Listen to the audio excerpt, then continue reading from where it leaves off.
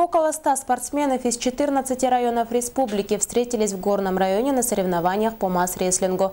Уже 8-й год республиканский турнир памяти Дмитрия Никанорова собирает сильнейших спортсменов. Подробности в сюжете наших корреспондентов из Горного района.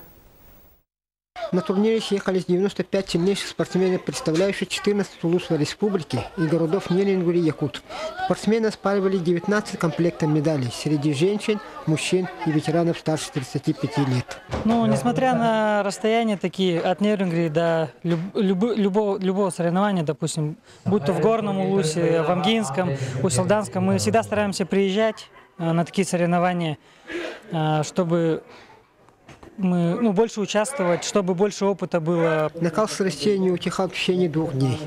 Настрой каждого выступающего масс-рестлера в полной мере отражался в каждом поединке. Особенно у мужчин, где ценой за победу стал сертификат на приобретение охотничьего оружия.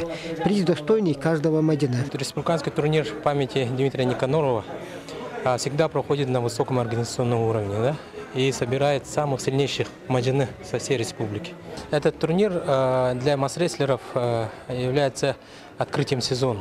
Они все лето готовятся с большим стартом, да, и пробуют себя именно в этом турнире. И выступление в этом турнире для них очень значимое.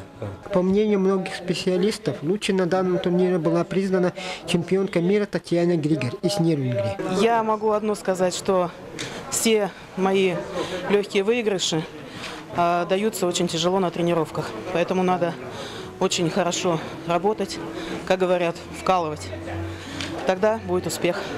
Любители спорта и жители Горного улуса остались довольны увиденным. 2 дня им посчастливилось поболеть за понравившихся спортсменов, а те, в свою очередь, подарили им всю яркость этого вида спорта. Михаил Мандовской, Егор Тимофеев, НБК Саха, Гордый.